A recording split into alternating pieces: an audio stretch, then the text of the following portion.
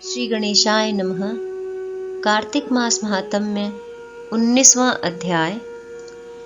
राजा पृथु ने कहा, हे देवर्षि, अब आप यह कहिए कि भगवान विष्णु ने वहां जाकर क्या किया तथा जलंधर की पत्नी का पतिव्रत कैसे भ्रष्ट हुआ। नारद जी बोले, जलंधर के नगर में जाकर भगवान विष्णु ने उसकी पतिव्रता स्त्री वृंदा का पतिव्रत भंग करने का विचार किया। वह उसके नगर में एक उद्यान में जाकर ठहर गए और रात में उसको स्वप्न दिया। वह उनकी माया और अद्भुत कार्य पद्धति थी।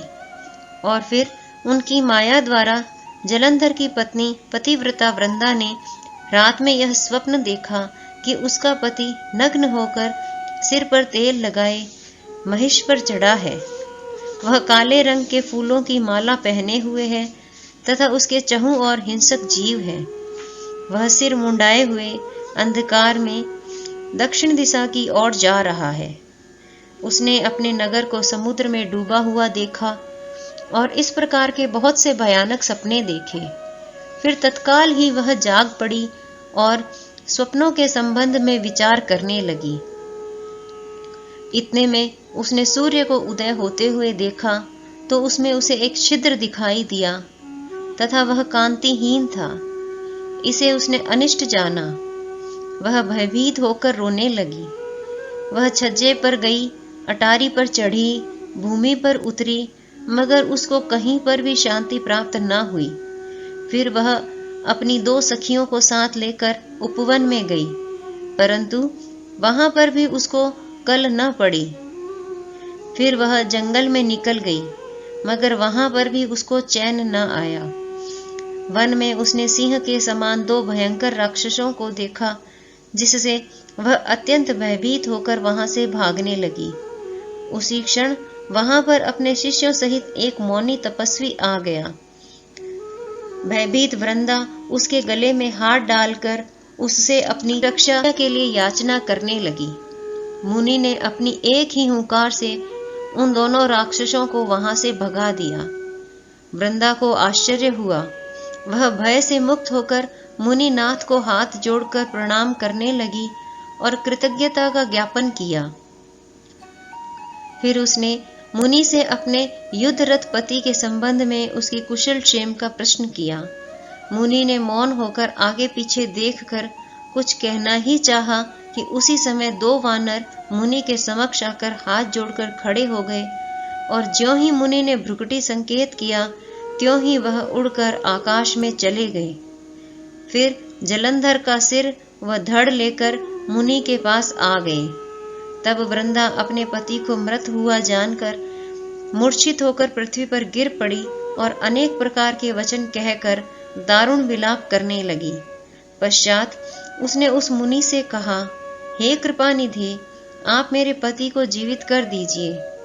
पतिव्रता परायण दैत्य पत्नी ऐसा कहकर दुखों की श्वासों को छोड़ती हुई मुनीश्वर के चरणों में गिर पड़ी।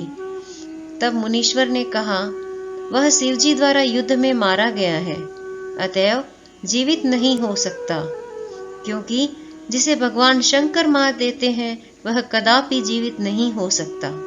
परंतु शरणागत की रक्षा सनातन धर्म है, अतः मैं कृपा कर इसे जिलाए देता हूँ। नारद जी कहते हैं कि वह मुनि साक्षात विष्णु ही थे, जिन्होंने की यह सब माया फैला रखी थी। वह वृंदा के पति को जीवित करके अंतर्ध्यान हो गए। जलंधर ने उठकर वृंदा का आलिंगन किया और उसका मुख चूमा। वृंदा भी पति को जीवित देखकर अत्यंत हर्षित हुई और अब तक हुई सब बातों को स्वप्न समझा। पश्चात वृंदा सकाम हो कुछ दिन तक उसी वन में अपने पति के साथ विहार करती रही। फिर एक दिन उसने सूरत एवं संभोग काल के अंत में भगवान विष्णु को पहचान लिया। अतः उन्हें ताड़ित करती हुई बोली, हे पराई स्त्री से गमन करने वाले विष्णु, तुम्हारे शील को धिक्कार है। मैंने जान लिया है कि वह मायावी तपस्वी तुम ही थे। हे राजन, ऐसा कहकर परम क्रुद्ध हो पतिव्रता वृंदा ने अपने तेज को प्रकट करते हुए शाप दिया। जो तुमने अपनी माया से 2 राक्षस मुझे दिखाए थे, वही दोनों राक्षस किसी समय तुम्हारी भी स्त्री का हरण करेंगे और उसके विरह में दुखी होकर तुम वानरों की सहायता से वन में भ्रमण करोगे। और यह सर्वेश्वर जो इस समय तुम्हारा शिष्य बना है, वह तुम्हारा साथी रहेगा। ऐसा कहकर पतिव्रता वृंदा भगवान विष्णु के लाख मना करने पर भी अग्नि में प्रवेश कर गई। ब्रह्मा आदि देवता आकाश से उसका प्रवेश देखते रहे। वृंदा के शरीर का तेज श्री पार्वती जी के शरीर में चला गया और आकाश से जय जय शब्द होने लगा। पतिव्रत धर्म के प्रभाव से वृंदा ने मुक्ति प्राप्त की। इसी के साथ कार्तिक महात्म्य का 19वां अध्याय पूर्ण हुआ। जय श्री कृष्ण।